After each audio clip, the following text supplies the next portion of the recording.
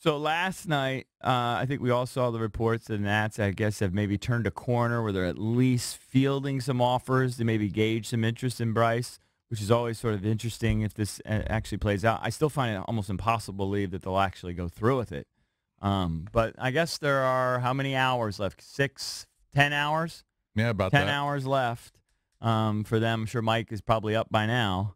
And see if there's anything that will move them, that will actually, make some waves here. Would they actually pull it off and move on from Bryce, at least temporarily? I find it almost impossible to believe that they will. But, man, we were getting multiple reports that they were at least open to it for the first time maybe ever. So it's interesting. I think the haul would have to be significant on coming back to the Nats, especially since the Phillies lost again. And they're only 5.5 back, now right? The Braves won, but so you're battling those two teams. But the Phillies have lost 4 straight. I don't know. Rizzo, I think deep down in his mind probably feels like he's still in this thing.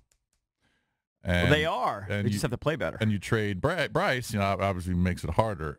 If they can get this deficit down to 3 games by the last week of August, I mean they're right in the thick of things. Now it's going to be difficult because you're battling 2 teams, but if they can go on a winning streak and maybe get it down to a 3-game deficit by the last week of August. The problem is maybe they can there's make no a move. sign of it. That's the problem. I know. There's just no sign of it. I thought maybe they were, they had won 3 in a row. Gio was pitching well. They were well on their way to their 4th, and then it just, smashed into a wall there. But if you're Rizzo, I mean, what are you asking for Harper? Are you asking for 2 of the, 2 top prospects and 3 middle-of-the-road prospects? You asking for 2 prospects and a couple major league ready players?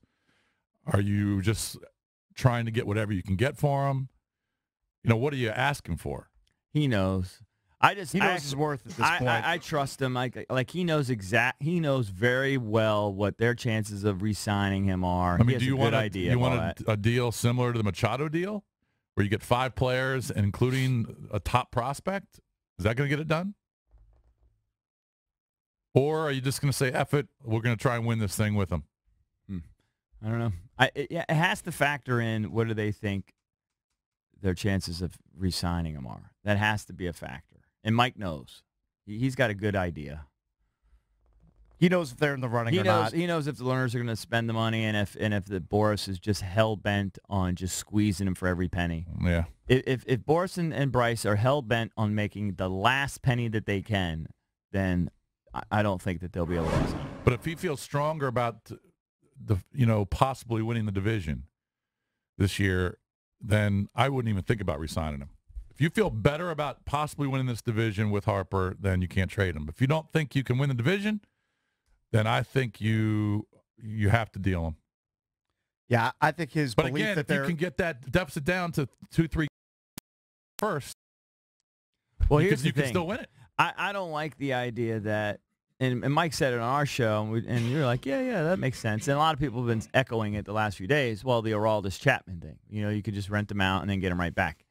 That almost never happens. Usually when guys let them go, they move on. They don't come back. Unless you're the highest bidder.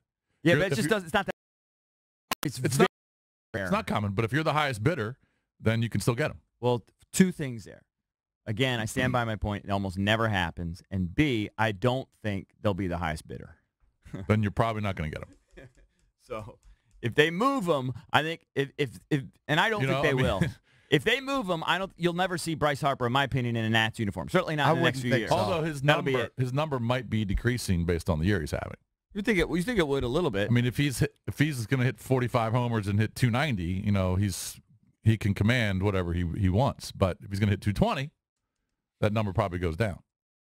So maybe that helps the Lerners out a little bit. But do you think that you're hearing rumors that the Indians are interested in Harper? The Indians have some issues in the outfield with injuries, and they got some platoon situations there. So, maybe that's a partner that they can work with. Who knows? Or do you just say, screw it, let's just try and win this division. Yep. Let's get hot. Gio pitched well his last time out. Tanner pitched well his last time out. You're going to get Strasburg back. It looks like Strasburg's injury is not as significant as we thought it might be. Mm-hmm. Max has been awesome. Maybe you can just make a run at it, and keeping Harper would certainly help you.